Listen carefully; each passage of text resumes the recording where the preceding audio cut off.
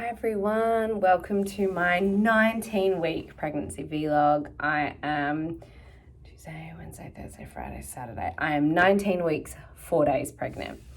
And I'm feeling really good considering I've been shooting nights this week. So this week, oh hey, I just felt her.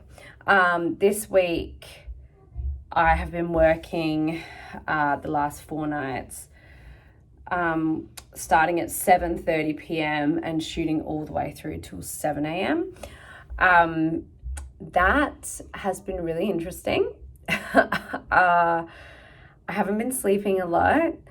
I definitely feel that my body clock is completely discombobulated and that I'm kind of jet lagged again. So I'll get home, I'll leave right before the kids go to bed, work all through the night, get home right as they're getting up. But luckily I have it worked out so that overnight Susie's with the kids. So she puts them to bed and sleeps with them. And then she wakes up and leaves in the morning at 7 a.m. And then she's replaced by our tutor here in Estonia, Jane, who then is with the kids from 7 until like 2 p.m. And so then I sleep from 7:30 or whenever I get home until 2, and then I'm with the kids before going back to work again. So it's been sort of a very convoluted schedule, and it's so much harder because Mark's not here. So it's not like, there's just a parent sleeping over with them and then, he has help with them during the day. It's like there's no one to be there with them because I'm working through the night, and then when they're awake, I'm sleeping. So it's just been a bit of a clusterfuck, like trying to figure out who's got the kids at what time and what are they doing, what are their activities. But I would say if I wasn't pregnant, I'd still be almost just as tired. But the pregnancy is adding to the fact that I'm just feeling pretty exhausted by it all.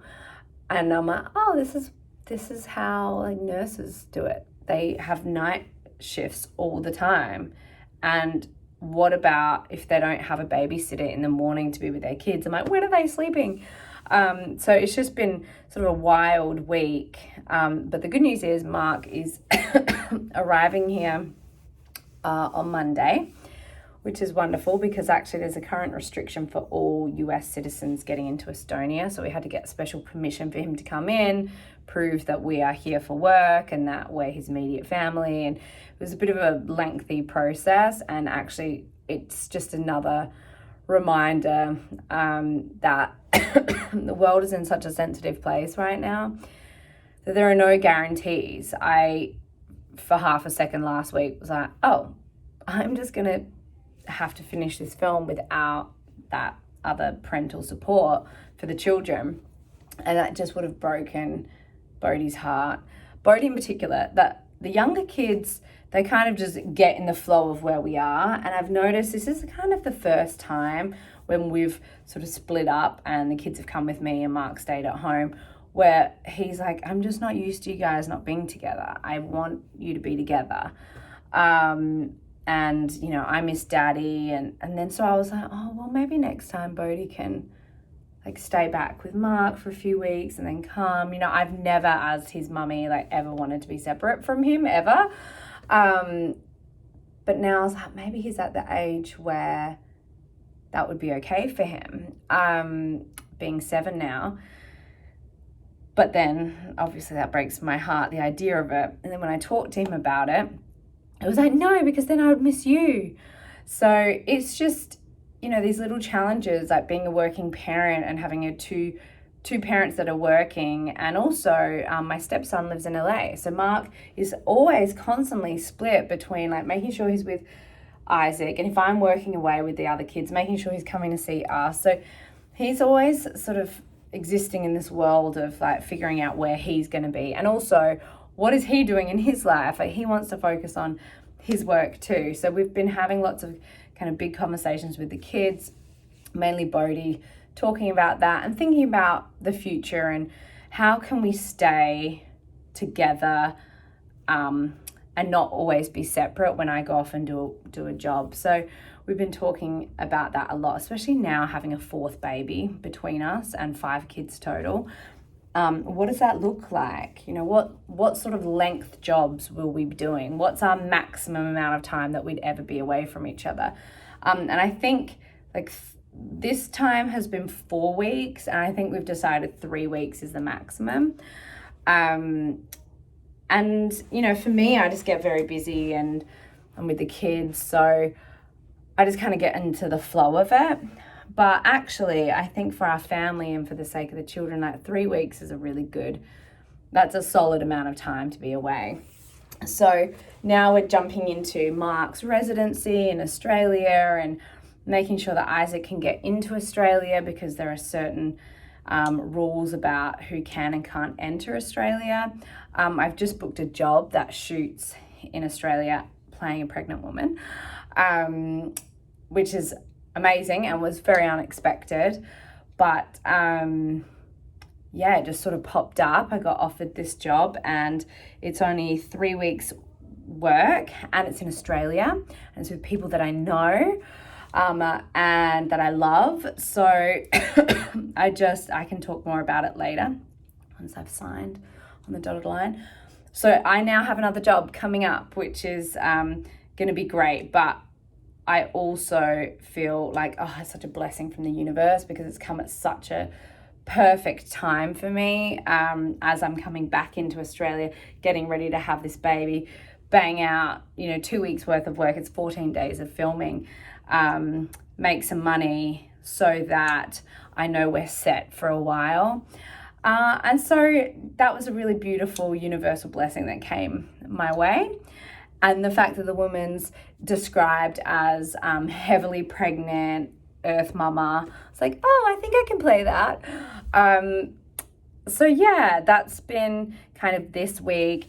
Lots of big chats about scheduling, where we're going to be, this new work opportunity, trying to get Mark into Estonia, trying to get Isaac into Australia, finishing off his residency. We don't have a car in LA, so Mark just worked on figuring out a lease for us on a car. We just signed lease. I'm finally getting a Tesla. I've been wanting a Tesla for so long. And I was always like, it doesn't really make sense to pay a monthly amount when we're not there the full year.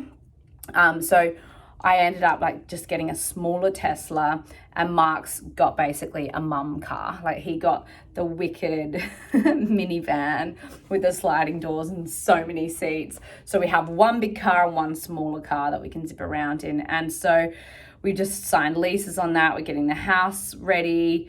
Mark's been doing some Marie Kondoing. We finally shipped off boxes that we had collected from our big clean out a few weeks ago to send to the Poor People's Army in Philadelphia, which is Mark's mum's organization.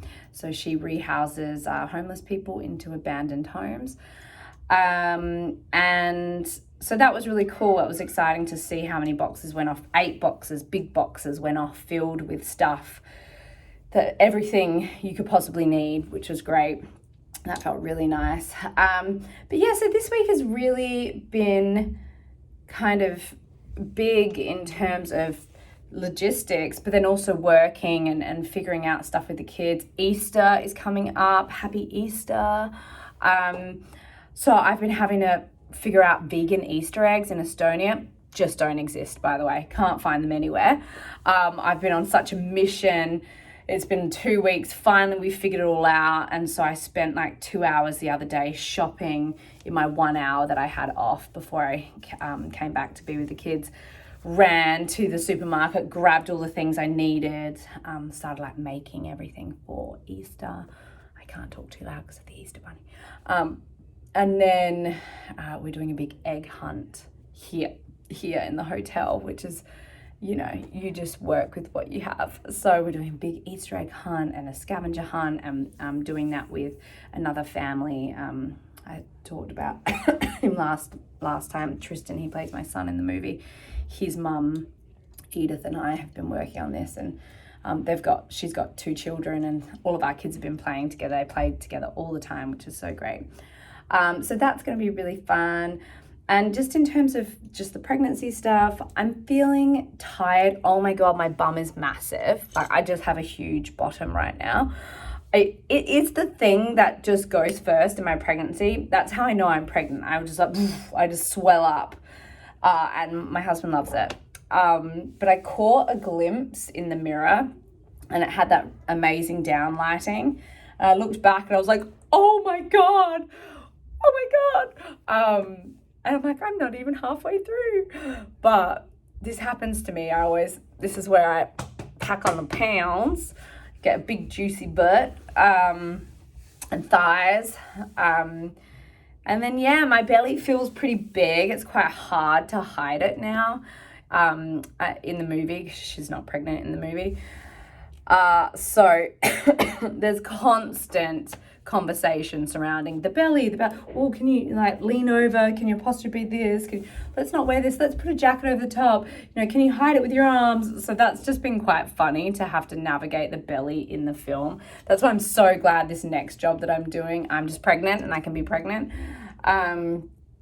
which is great.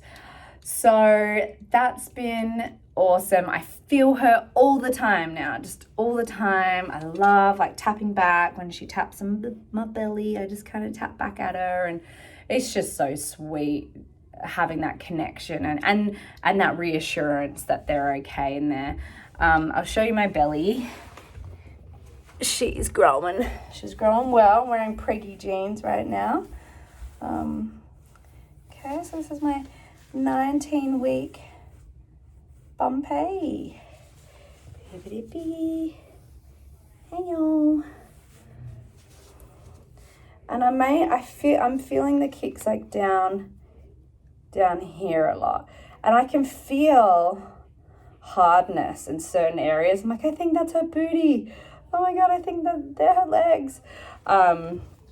So I've been finding myself at work just always holding her and talking to her, and so surreal. Can't believe it. Still can't believe it. What a blessing.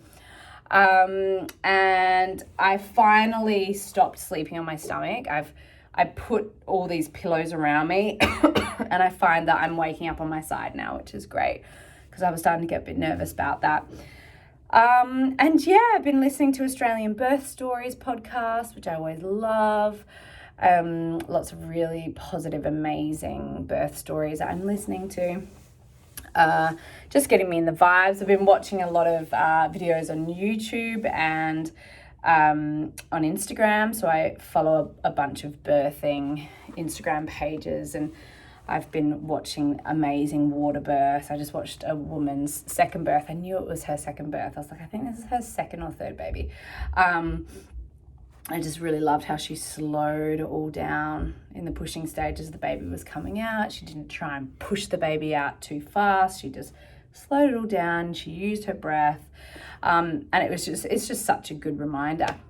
And then the last thing I should talk about is, or maybe the first thing, but our book. This is our release week of our book, The Zen Mama's Guide to Finding Your Rhythm in Pregnancy, Birth and Beyond. And if you guys are watching this and you're pregnant, I think you would really enjoy the book. It covers everything through pregnancy, but then there's such a detailed chapter on birth and everything that worked for us during birth, all the things that we leaned on, the tools, visualization, utilizing water, affirmations, birth prep, what to pack in your hospital bag, and then 3 different chapters on the postpartum period. So focusing on your mind after you have your baby, your body, and your baby and your newborn. So it's coming out now. You guys should get it. It's the US version.